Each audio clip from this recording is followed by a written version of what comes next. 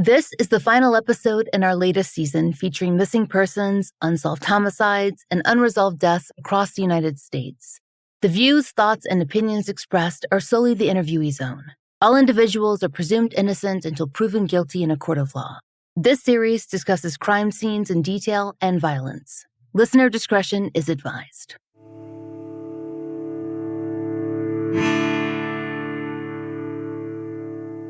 This is The Fall Line. The disappearance of Mary Shotwell Little is one of Atlanta's most enduring mysteries. But for a long time, I didn't know that. Growing up here, her missing persons case was not one that I saw covered in the media. Of course, I wasn't looking for that coverage either. Atlanta has a lot of cold cases, and I honestly couldn't give you a definite number because there are people I know are not listed on some of the departmental websites across the metro. It's a fragmented system, though there are officials working to change that. Many victims are difficult to find in any archive because their unsolved disappearances or homicides have little or no media presence, now or in the time when they went missing or were killed. In our experience, chancing upon an old flyer or a single line on a police blotter is sometimes the difference between a case remaining in obscurity or re-entering the public consciousness. For other cases, it's more that younger generations aren't aware of events that once gripped Atlanta. That seems to be the case in the disappearance of Mary Shotwell Little and another, possibly related case, the murder of Diane Shields. Both women worked at the same bank here in Atlanta in the mid-1960s. The connection between Mary and Diane, it may go beyond that shared position. When Mary vanished, her desk at Citizens and Southern Bank, it sat empty for weeks. Then, Diane Shields, a 22-year-old secretary from Alabama, was hired to fill that exact position. She sat at Mary's desk, she used Mary's phone, and she worked with some of the same colleagues who had watched Mary's case unfold. A year and a half later, Diane also disappeared, but she was found, murdered, in the East Point area of Metro Atlanta. Since then, authorities have worked to discover whether there is a link between these unsolved cases. When I started listening to podcasts, I realized that Mary Shotwell Little's case had been a major story in the city at the time of her disappearance, in October of 1965, and that the search for her had been intense. APD followed dozens of leads and tips to supposed clandestine graves that turned up no signs of the missing woman. The FBI was involved, and they got involved quickly. All of that became apparent when I heard Jessica Knoll's deep dive podcast, 5 Roses. At the time of its release, Knoll was an investigative reporter with 11 Alive, and her 2018 episodes and articles were my introduction to a story of not just one cold case, but 2. I learned that Mary, a 25-year-old secretary, disappeared from Lenox Square shopping center, and that she was not the only person from her place of employment to do so. According to Knoll's reporting, before her disappearance, Mary received mysterious roses from an unknown sender and strange phone calls at work, ones that disturbed her.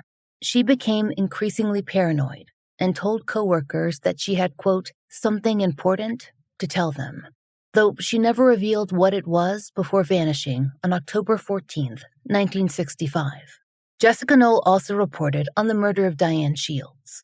The cases show what some consider to be evidence of connection.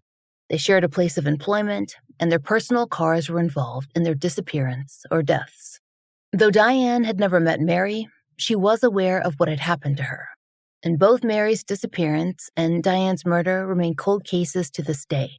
But Mary's case seems to have attracted more attention back in 1965. And perhaps that's because of the circumstances surrounding her disappearance. According to the Doe Network, in October of '65, Mary was a newlywed, and, as we said, working as a secretary at C&S Bank. She and her husband, Roy H. Little Jr., he worked as a bank examiner, had been married, quote, for only 6 weeks at that time. Per the DeKalb History Center, she left work on October 14th, and she stopped for groceries and then dropped them off in her car. Then she decided to eat dinner with a coworker. They met at the S&S Cafeteria, a Southern-style meat-and-three casual dining establishment.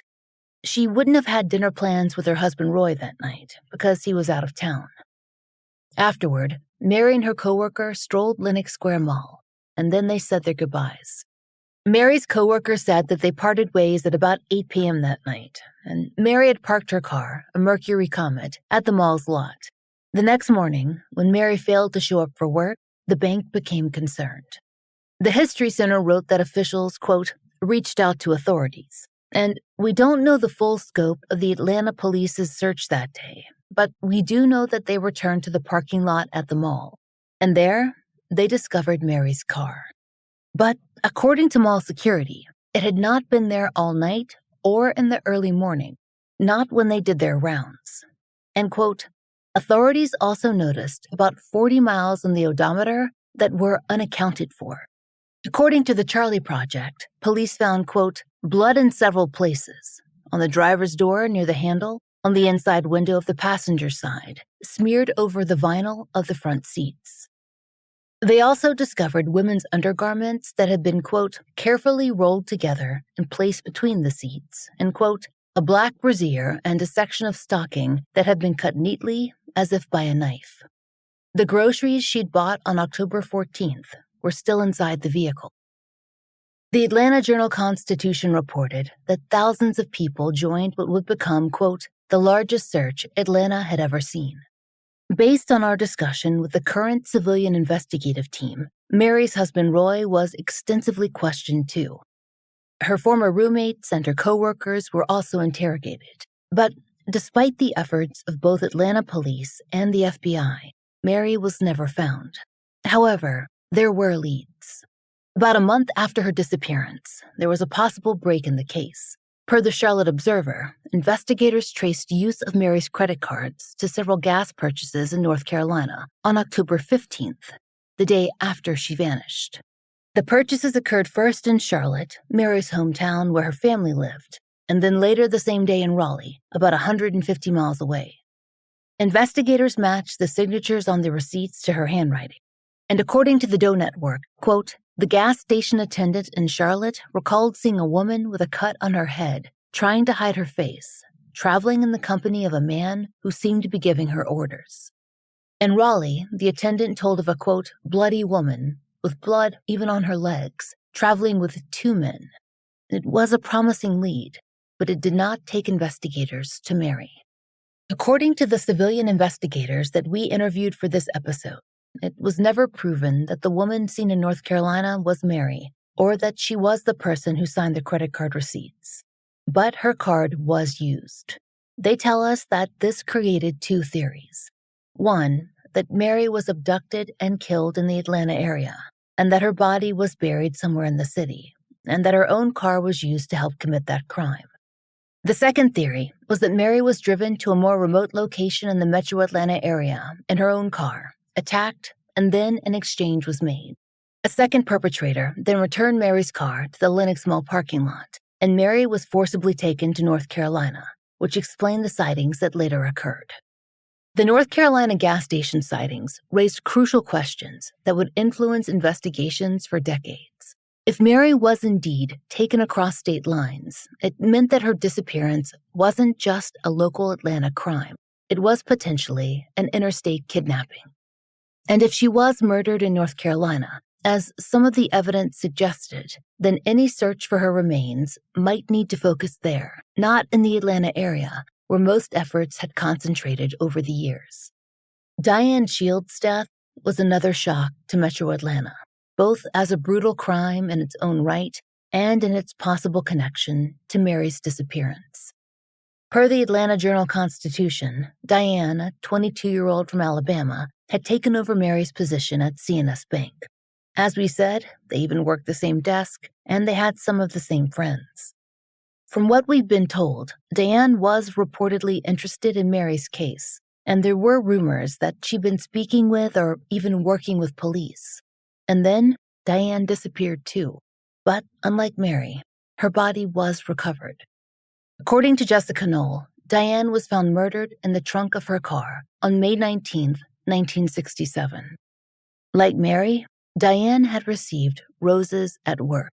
And Diane's childhood friend also said that, quote, she started receiving strange telephone calls, and she went to the police station about it. Some in law enforcement have long believed the two cases are connected, which makes sense considering the circumstances. But no concrete answers have ever come for the families of Mary Shotwell Little or Diane Shields.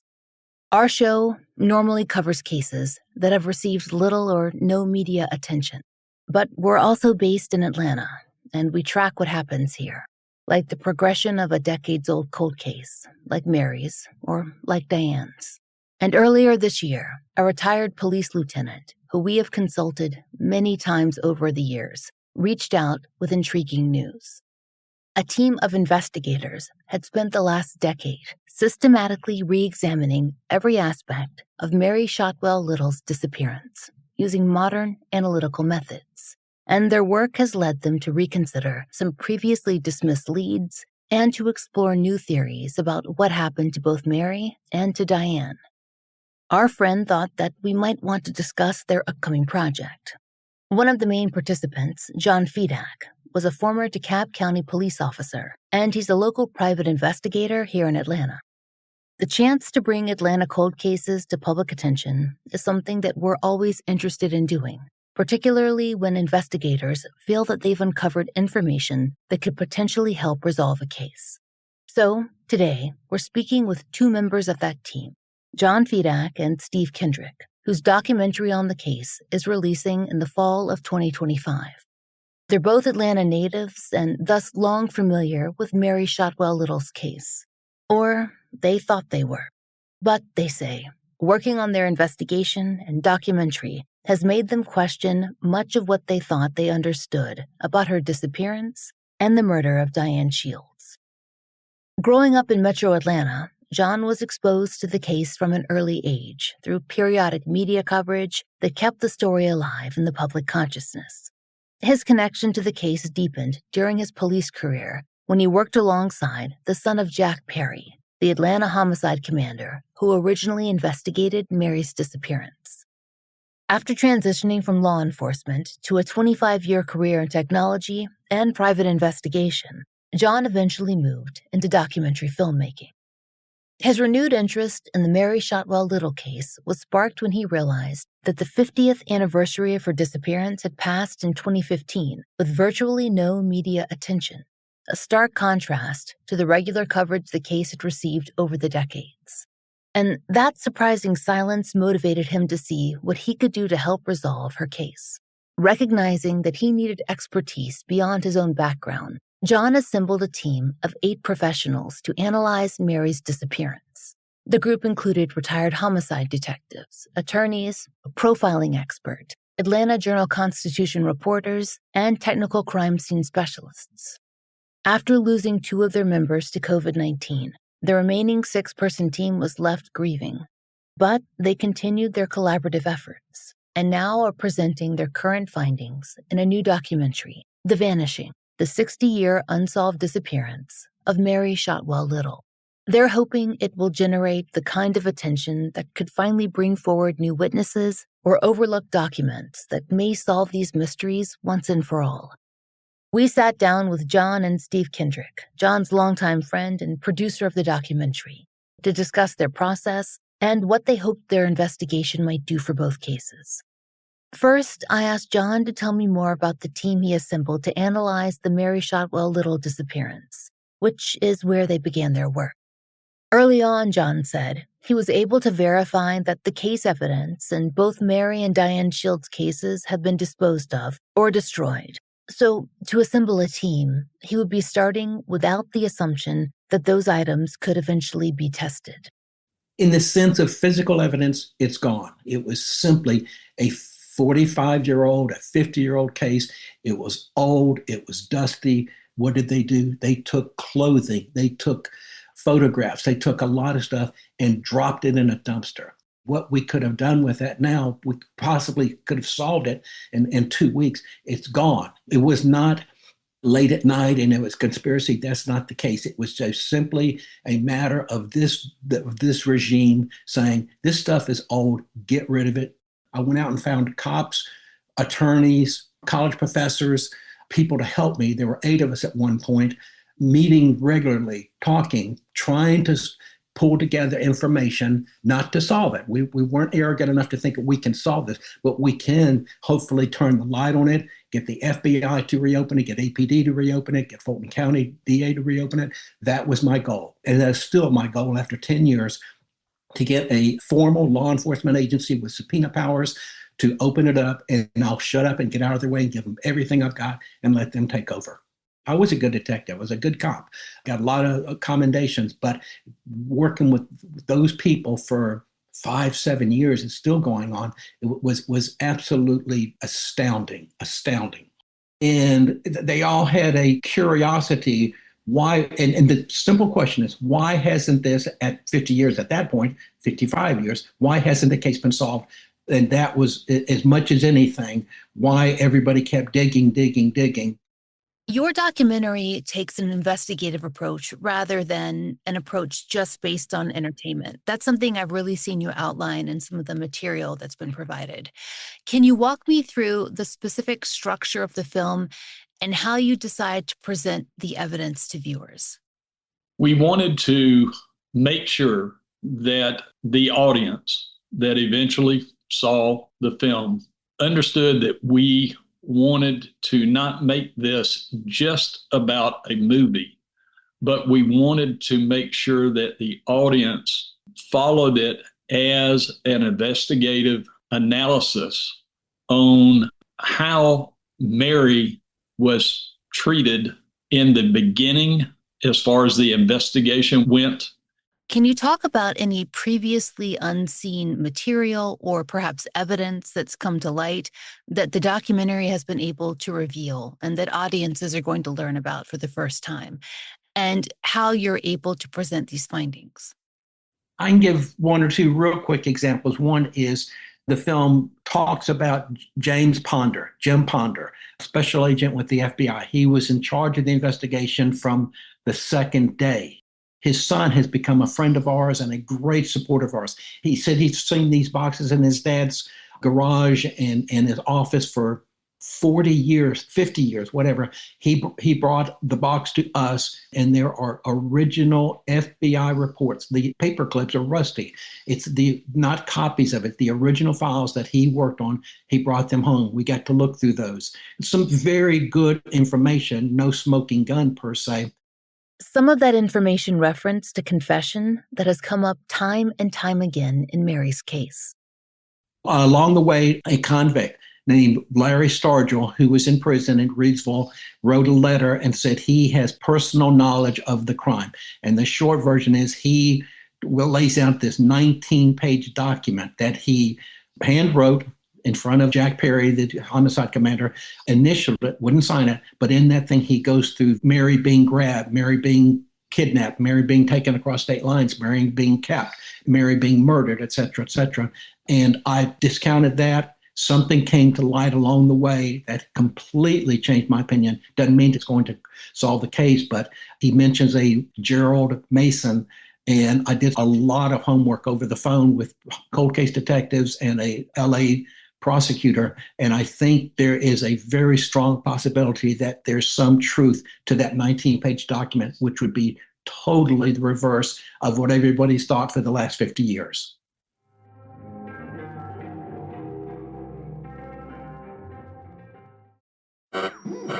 We interrupt this program to bring you an important Wayfair message. Wayfair's got style tips for every home. This is Styles McKenzie helping you make those rooms sing. Today's style tip: when it comes to making a statement, treat bold patterns like neutrals. Go wild, like an untamed animal print area rug under a rustic farmhouse table from Wayfair.com. Arr, fierce. This has been your Wayfair style tip to keep those interiors superior. Wayfair, every style, every home.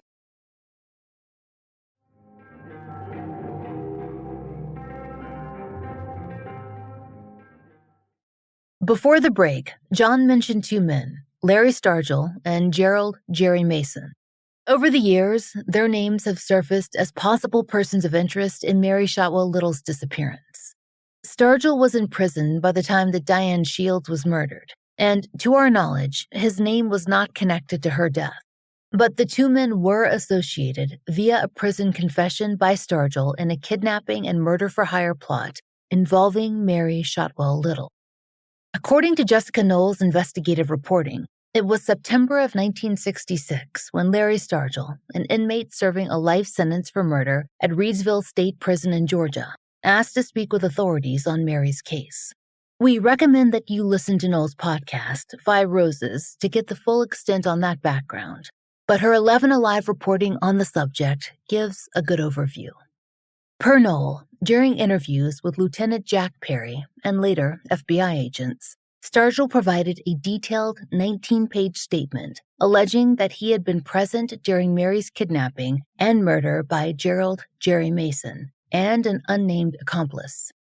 According to Stargell's account, the men were paid $5,000 each to kidnap Mary from Lenox Square on October 14, 1965, and to hold her captive at a house near Mount Holly, North Carolina, for several days. Stargell claimed that he witnessed Mary's murder in the back seat of a car as they prepared to transport her back to Atlanta, describing how one of the men stabbed her in the neck with a fishing knife. He also alleged that Mason showed him Mary's burial location near Atlanta Municipal Airport and her charge card, the one that she'd used at gas stations.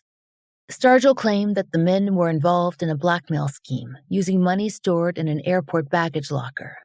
Police did find disturbed ground at the airport. However, FBI investigation revealed that the unnamed accomplice Stargell accused was employed by Mount Holly's water department and had documented work hours during the time frame of the alleged crime, which placed him in North Carolina at the time Mary was rumored to have been there. Per CBS News, Gerald Mason had a lengthy criminal record of his own, including burglary, robbery, sexual assault, and the murder of 2 police officers in California. It took a long time for him to be caught and convicted for those California murders. In the meantime, he established himself as a successful business owner in South Carolina.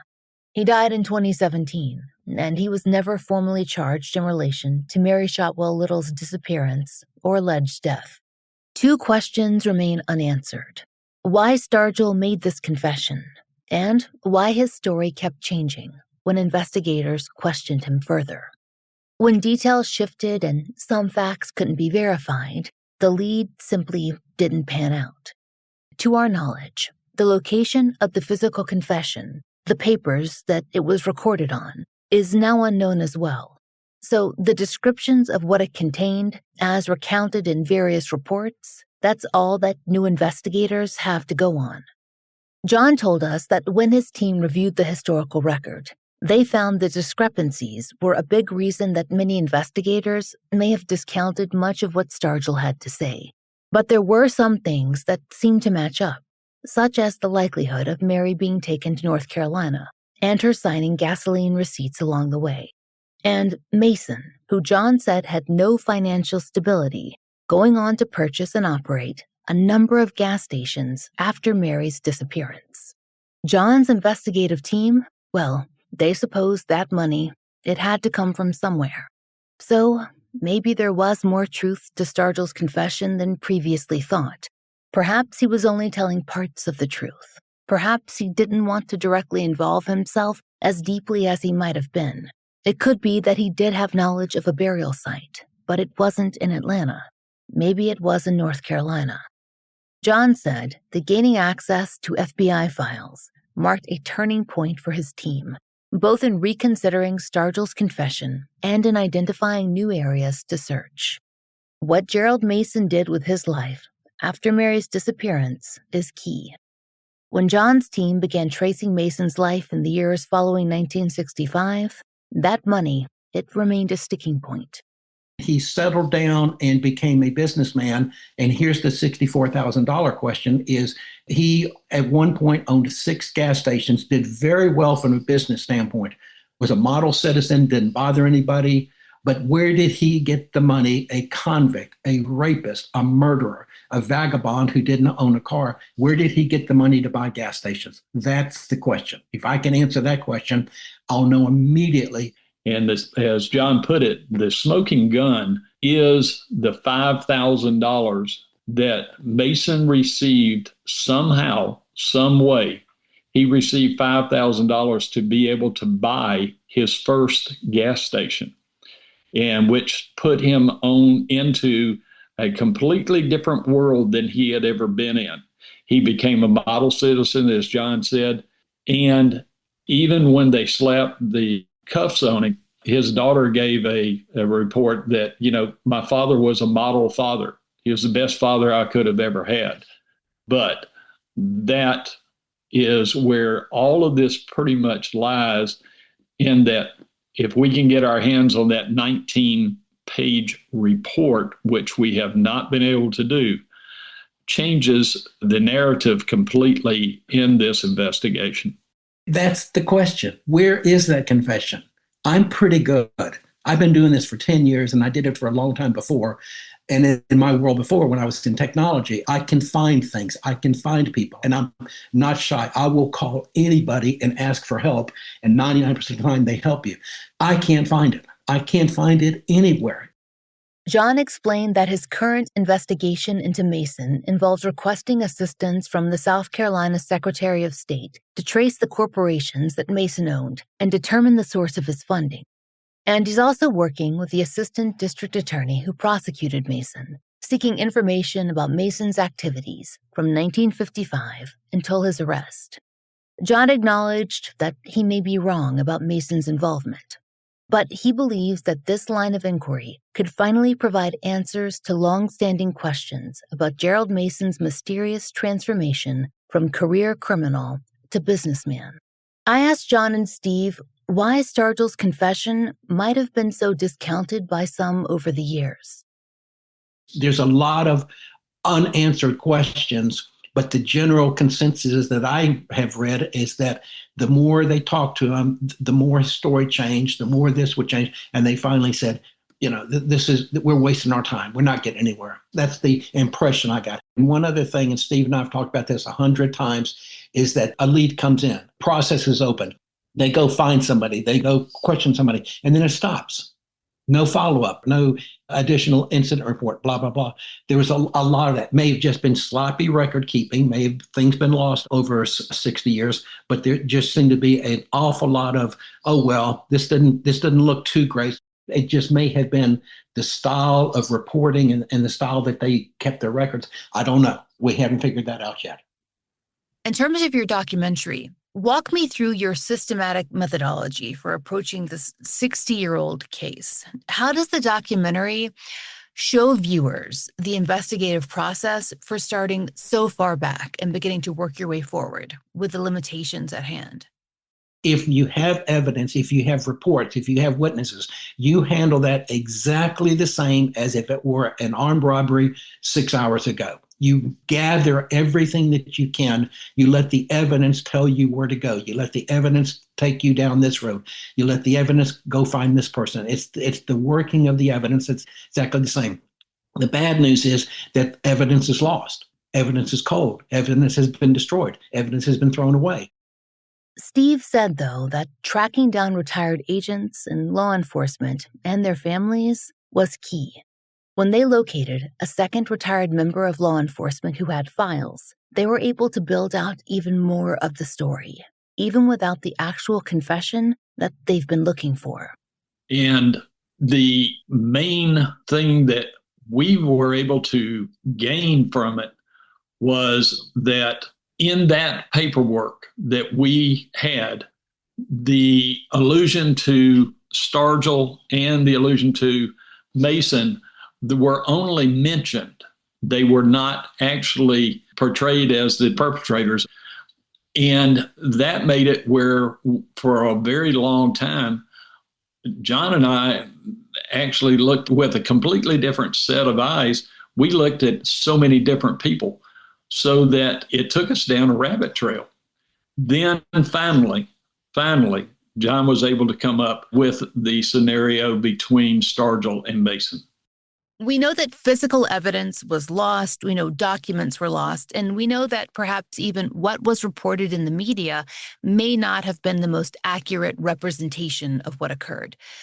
So with that in mind, how did your team reconstruct the timeline and events of this case? And how does the documentary show this process?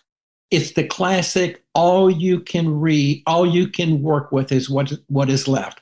So then you go back, and if the only thing you can do is look at and they're pretty good photographs. Crime scene photographs, APD crime people and the state crime lab people took photographs of her car, a lot of them. And something has been bothering me for years. The groceries I keep hearing are on the floorboard. They're on the seat. So why would anybody move the groceries that she picked up and left in her car when she went shopping? That's something. But all we have right now is a little bit of videotape that is, 60-something years old, some reports that are left that we can find. They weren't destroyed. They were just mismatched or whatever, and photographs. And we found a few detectives, FBI people of that era. God bless them. They're in their 80s, but they still remember this. And you ask them, just talk about the case. Talk about what you remember. Talk about where you guys went on Friday nights for a beer. Just tell me about the era. Tell me about the cars that you drove. You just try to get a feel for every shred. You have no idea what is important. You just try to gather any information any way you can. And like I said, again, reports, photographs, and eyewitness, which is pretty damn slim right now.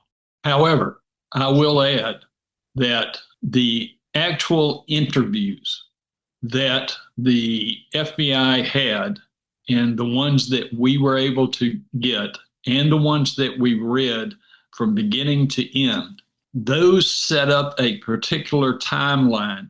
And John was able to give that information to our filmmaker, Bill Vanderkloot.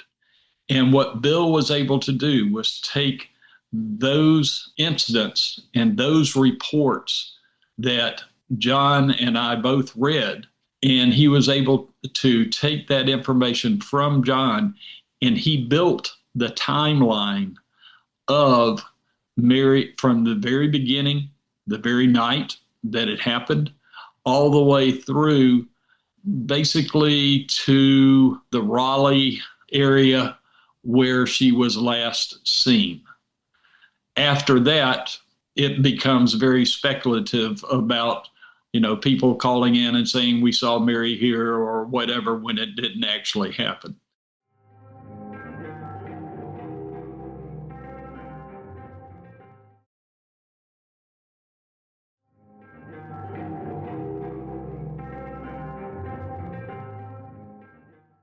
Considering that Mason and Stargell are a main focal point of the investigation that John and Steve's team are doing, and that the key piece of information they need, the confession, is not currently in their hands, I asked them to explain how they're pursuing those leads. John said he'd begun by dismissing the whole thing, but had shifted his perspective after examining some of the facts that just lined up. As mentioned earlier on, one point that their team is interested in is expanding the search for Mary in North Carolina. It's something, John says, that other investigators have also looked into, and mostly in their own time. John told us about previous independent investigation efforts, including the work of retired APD detective Ray Pate. One more person that was a part of this, a retired APD detective, Ray Pate. Very nice man. He was not a homicide detective, but he was a sex crime detective, but he was obsessed with Mary Shotwell Little and the possible connection to Diane Shields. He went after it and after it and after it, and it was his contention that Stargell's confession made sense, and he had his caretaker, the gentleman that worked for him part-time, drove him to North Carolina, I believe 3 times. There was a house there. House was gone. The house did have a wraparound porch, as Stargell talks about. There was a great big rock, front yard, backyard somewhere, and they found the dirt road. He's deceased now, but makes a very strong case that Mary Shotwell Little and Stargell all are connected, and that Mary is buried somewhere around that property. Can we get aerial photos? Can we get satellite stuff? And that's when I'll go back to North Carolina virtually and talk to the North Carolina State Police, to the county sheriff, to the city police, and say, guys, we think this is where it is, and will you work it? What do you hope that viewers will take away from watching the documentary? And aside from new leads and tips, which are the most important, are there any other specific actions that you're hoping it will inspire? Yes. We're hoping that the overall documentary will develop interest not just in what happened to Mary, but also that it will lend a lot of credibility going into the documentary based on Diane Shields, the lady that shared a common desk with Mary at C&S Bank. And as we've said, though Diane and Mary didn't work at the bank at the same time, they shared the same space. After all, Diane was Mary's replacement. And John and Steve have been collaborating with a relative of Diane's. Through that work, they've noted both similarities and differences in the cases. Mary was never found, and Diane's body was discovered in the East Point area of Metro Atlanta not so long after her disappearance. Her 1967 homicide remains unsolved, and there is debate over whether the cases are connected. There seem to have been similar occurrences in their lives leading up to their disappearances and their presumed or proven deaths. There's long been some speculation that Diane Shields might have been working undercover for the Atlanta Police Department, but John says he does not think that was the case. There are reports, he said, that Diane showed Jack Perry's business card to a few people, but giving out business cards to potential witnesses was standard practice for police. It still is. Considering that Diane took over Mary's job and even had some of the same roommates, he considers Jack speaking with Diane to be standard practice and not a sign of covert police investigation. When you're talking to somebody, if you hear anything, if you know of anything, or if you have any thoughts, I don't care if it's 4 o'clock in the morning, if something hits you, you remember, here's my card, please call me. Another story that's gone around connecting the two women was that they both received roses at work.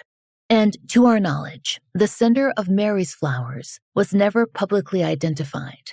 But John says he's heard a pretty consistent story regarding Diane's flowers, one that dismisses that parallel as part of the mystery. He says that he's not seen the actual report, but this is what he's told us he's gleaned from retired law enforcement. I believe, and I'm almost positive, hers came from a babysitting job. The mom or the dad or both thought she did such a great job and she was so good with the kids and that they sent her flowers. That I've heard 50 times. On the surface, the details do seem to connect them, but others argue that the careful planning that seems to have gone into Mary's disappearance is not present in Diane's homicide. John and Steve believe there is likely a connection, though, and they plan to investigate it further. One thing you mentioned was your next documentary project, and I know that you have connected with a really involved and passionate relative of Diane Shields. What do you hope to do for Diane's case? We have the best chance, in my opinion, of solving that case over Mary's because there's never been a body found. But there is still some unsolved work that can be done to find out who actually killed Diane. We have interviewed several people of note that are still living. And obviously we can't mention those names, but these people are still living, and there's a lot of real truth into the possibility that they were involved. I spoke to somebody very well connected, not a detective, but smart guy, very smart guy. And the very first time we spoke, 9 years ago, first thing out of his mouth is he says, you got to be pretty damn naive to think 2 young girls about the same age, worked at the same desk, worked at the same bank, had the same roommates, and were killed 17 months apart. Cold cases, granted, the perpetrator, the manner of death, completely opposite ends of the spectrum. But he said, you got to be pretty damn naive to believe, no, they're not connected. There are no coincidences at all. This was totally related. There is a connection, and I believe it's something to do with the bank. And one other real quick answer for that is if they're not connected, what the hell was going on in Atlanta? The hope of the team is to reignite interest in both women's unsolved cases and to generate new leads. In a 60-year-old case, old records, and uncovered archives are invaluable, and finding out just where those items may be could mean resolution for Mary Shotwell Little and for Diane Shields. The documentary is the team's first public step in pursuing that, but they say it's not their last. If you have any information regarding the disappearance of Mary Shotwell Little or the murder of Diane Shields, please contact the Atlanta Police Department Criminal Investigations Division at 404-546-4236. You can also contact Atlanta CrimeStoppers anonymously at 404-577-TIPS or 8477. The new documentary, The Vanishing, the 60-year-old unsolved disappearance of Mary Shotwell Little, had a limited premiere in November 2025. There's a link to the documentary website in our show notes where you can learn more. To hear Jessica Knoll's incredible coverage of this case, you can find a link in our show notes to her series as well, and links to her articles on our website. She also provided voiceover for the documentary. We'll be back in January with our mid-season episodes, and February, season 25 begins. If you know of a case that should be covered on the Fall Line, there's a link to our case submission form in the show notes. Thank you for listening. The Fall Line is an independent podcast, and we appreciate listener support. It allows us to do research, obtain FOIA, pay our content advisors, and support and donate to the causes we care about. Our therapy fund is paid for through Patreon and Apple Premium subscriptions. If you try out the products we advertise, please use our sponsor codes. It really helps. And please take a moment to rate and review our show in your podcast app of choice. We normally tell you to make sure that if you're listening on Apple Podcasts, to check that you're subscribed and that you're set for automatic downloads. But we want you all to do that over the next month because we will be switching platform providers. So you don't want to lose track of the podcast. My book, Lay Them to Rest, is out everywhere now. Find out more through the link in our show notes. The Fall Line is written, hosted, and researched by Laura Norton. Interviews by Brooke Hargrove. Engineered and scored by Southern Gothic Media and Rachel Boyd. Content advisement by Vic Kennedy and Brandy C. Williams. Special thanks to Liz Lipka.